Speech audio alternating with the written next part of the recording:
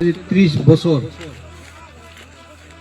চুকে কোণে ঘূৰিছোঁ, কিন্তু মই আজি সঁচাকৈ এই কাৰণে গৌৰৱান্বিত হৈছোঁ যে হঠাৎ মুহূৰ্তত ৰমজানৰ ইফতাৰীৰ পিছত আপোনালোকৰ এই অঞ্চলত আহি এখন সভা অনুষ্ঠিত কৰাত যি ধৰণে আমাৰ আই মাতৃসকলে ঘৰৰ কাম কাজ এৰি থৈ আহি আমাক সহযোগিতা কৰিলে, মই সেই কাৰণে আনন্দিত হৈছোঁ, তাৰ লগতে গৌৰৱান্বিত হৈছোঁ। তাৰ কাৰণে মই ভাবিছোঁ যে আপোনালোকৰ এই অঞ্চলৰ আই মাতৃসকল কিন্তু ৰাজনৈতিকভাৱে সচেতন।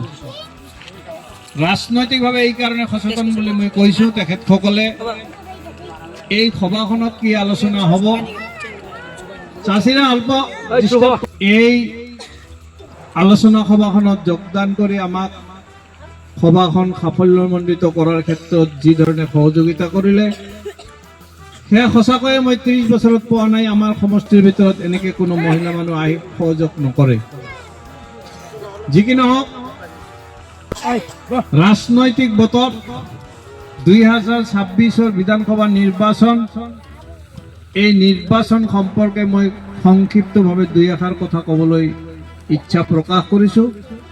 আৰু মই সৰ্বপ্ৰথমতে মই মোৰ পৰিচয়টো দাঙি ধৰিব বিচাৰিছোঁ।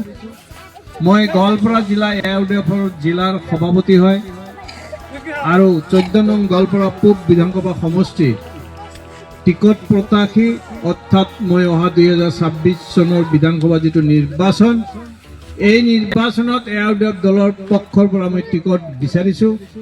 আৰু নিশ্চয় মোৰ দলৰ দলপতি সুপ্ৰিমো হজৰত মৌলানা বদৰুদ্দিন আজমল কাশ্মী সাহেবে যি ধৰণে আশ্বাস আৰু প্ৰদান কৰিছে মোক, মই নিশ্চিত যে মই টিকটখন পাম।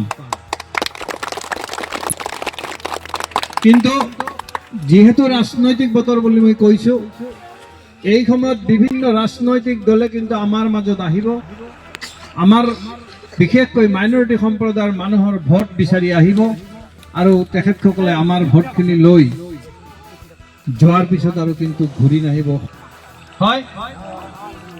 আৰু তাৰ পিছত যদি আমাৰ মিয়া সম্প্ৰদায়ৰ মানুহে তেনে এটা দলৰ সপক্ষত ভোট প্ৰদান কৰে, তেতিয়াহ'লে আমি কি নিজে কি সেই পৰিচয়টো নিজে অনুভৱ কৰা প্ৰয়োজন। সেইকাৰণে আমি সৰ্বপ্ৰথমতে ওলোমা সমাজক মই বিনম্ৰতাৰে অনুৰোধ জনাম, মোৰ স্বাৰ্থত নহয়। মই বিধায়ক হ'ব পাৰিলেও ভাল, নোৱাৰিলে জানিম যে আল্লাহ মোক কবুল কৰা নাই নাকি। কিন্তু মূল কথাটো হৈছে জাতীয় স্বাৰ্থ য'ত নাথাকিব, জাতিটোক সুৰক্ষাৰ কাৰণে যিটো দলে চিন্তা নকৰিব, যিটো দলে ৰাতি পুৱালেই জাতিটোক গালি পাৰিব, যিটো দলৰ মিডিয়াৰ খৰাকী হ'ল মুছলমান জাত, চোৰ চাপৰিৰ মানুহ, মিয়া মুছলমান, সেই জাতিটোকে যদি আজি আমাৰ যিসকল যুৱ প্ৰজন্মৰ কিছু নৱযুৱক আমি দেখিছোঁ AGPৰ পক্ষত তেওঁলোকে খোজ কাঢ়িছে, BJPৰ পক্ষত খোজ কাঢ়িছে, এয়া জানো জাতিটোৰ কাৰণে ধ্বংসৰ পথ নহয়। আজি AGP আৰু BJP দুটা ভাগত বিভক্ত হৈছে। তেখেতসকলে দেখিছে যে BJPক মুছলমান মানুহে ভোট দিয়াৰ পৰা বিৰত থাকিব, য'ত মাইনৰিটি অধিকৃত অঞ্চল যেনেকে গোৱালপাৰা পূব বিধানসভা সমষ্টিৰ কথা মই ক'ব খুজিছোঁ, ইয়াত জানে ইয়াত মুছলমানৰ সংখ্যা যথেষ্ট বেছি, ইয়াতে UDF বাহিৰে অন্য জিকাৰ সম্ভাৱনা নাই। তেনে স্থলত তেওঁলোকে পাকে প্ৰকাৰে চেষ্টা কৰিছে যে নহয়, ইয়াত আমি BJP প্ৰাৰ্থী প্ৰক্ষেপ নকৰিম, ইয়াত AGPৰ প্ৰাৰ্থী প্ৰক্ষেপ কৰিম আৰু তাৰ নামো হয়তো কি জানি মুছলমানে হ'ব পাৰে। বন্ধুসকল,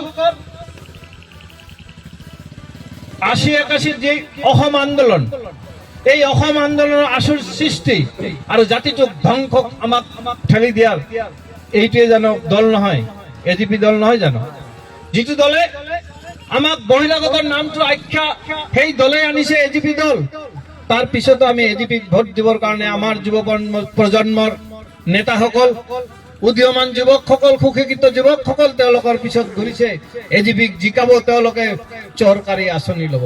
দুৰ্ভাগ্যৰ কথা। তেখেতসকলে আজিৰ পৰা কিছুদিন আগত আপোনালোকে চাইছে আমাৰ গোৱালপাৰাত AGPৰ এজন নেতা, তেখেত হ'ল ৰহিম জিব্ৰান। এই ৰহিম জিব্ৰানে আমাৰ ৰাক্ষসনী ইত্যাদি অঞ্চলত তেখেতে প্ৰতিশ্ৰুতি দিছিল যে আপোনালোকে মোক ভোট দি জিলা পৰিষদ বনাওক, মই AGPৰ পক্ষৰ পৰা আহিছোঁ, মই এজন মুছলমান সন্তান, যদি আপোনালোকে মোক ভোট দিয়ে তেতিয়াহ'লে আপোনালোকৰ উচ্ছেদ কৰা নহ'ব বন্ধুসকল দুৰ্ভাগ্যৰ কথা